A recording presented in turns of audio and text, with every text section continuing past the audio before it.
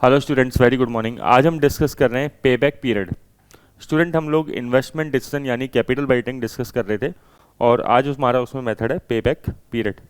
पे back period मतलब कितने सालों में कॉस्ट असेट की रिकवर हो जाएगी। आपने सुना होगा, हम कई बार घर पे जब असेट्स कोई खरीदते हैं तो हम कहते हैं कि ये असेट्स इतने साल में फ्री हो जाएगी।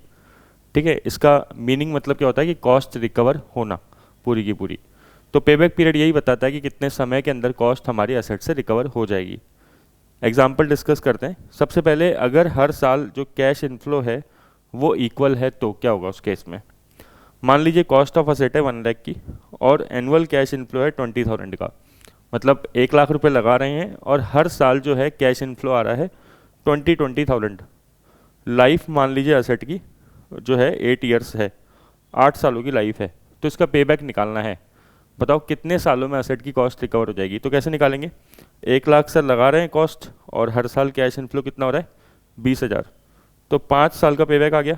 तो आपने सॉल्यूशन कैसे किया, 1 लाख डिवाइडेड बाय 20,000 कितना आ गया 5 ईयर्स। मतलब 5 साल के अंदर ये एसेट हमारी फ्री हो जाएगी। अगर आप सोचें थोड़ा सा और इसमें डेप्थ में जाके कि 20,000 हर साल कैश इनफ्लो मिल रहा है, ठीक है, और 8 साल तक मिल रहा है, तो कितना मिलेगा टोटल कैश इनफ्लो 1,60,000। लेकिन कॉस्ट कितनी है एसेट की 1 लाख। ठीक है, तो वो हमारी कॉस्ट फिर भी रिकवर कितने में हो रही है 5 ईयर्स में ही रिकवर हो रही है। तो इसे कहते हैं पे बैक पीरियड। पे बैक पीरियड मतलब कितने ईयर्स में कॉस्ट हमारी रिकवर हो रही है। अब इस मेथड में स्टूडेंट आपको एक दिक्कत नज़र आ रही होगी कि यहाँ पे time value of money consider नहीं करते हैं।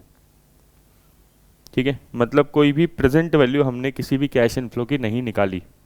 अब इसने तो एक तरीके से ही मान लिया कि आज कॉस्ट हम लगा रहे हैं 1 लाख और हर साल कैश इनफ्लो आ रहे हैं 20,000, और सिंपल तरीके से बोल दिया 5 साल में कॉस्ट 1 लाख की रिकवर हो जाएगी। लेकिन ये मेथड भूल गया कि 1 लाख तो आज लगा रहे हैं और 20,000 जो है हर साल टुकड़ों में आएगा। वही पहले साल के एंड में, दूसरे साल के एंड में, तीसरे साल में, चौथे साल में, 5वें साल में। तो ये बोल रहा है कि एक तरीके से 1 लाख जो आज लगाए अपन ने वो और 1 लाख जो फ्यूचर में मिल रहे हैं वो सब इक्वल है। तो ऐसा रियलिटी में थोड़ी होता है। आप यहाँ पे इंटरेस्ट को बिल्कुल ही इग्नोर कर दिया, इन्फ्लेशन को इग्नोर कर दिया। ठीक है, तो इसलिए मेथड सिंपल तो है लेकिन इतना इफेक्टिव नहीं है।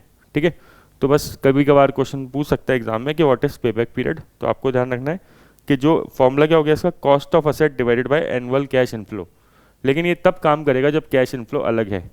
मान लीजिए अगर कैश इनफ्लो अलग अलग है हर साल तो फिर अलग फॉर्मूला लगेगा।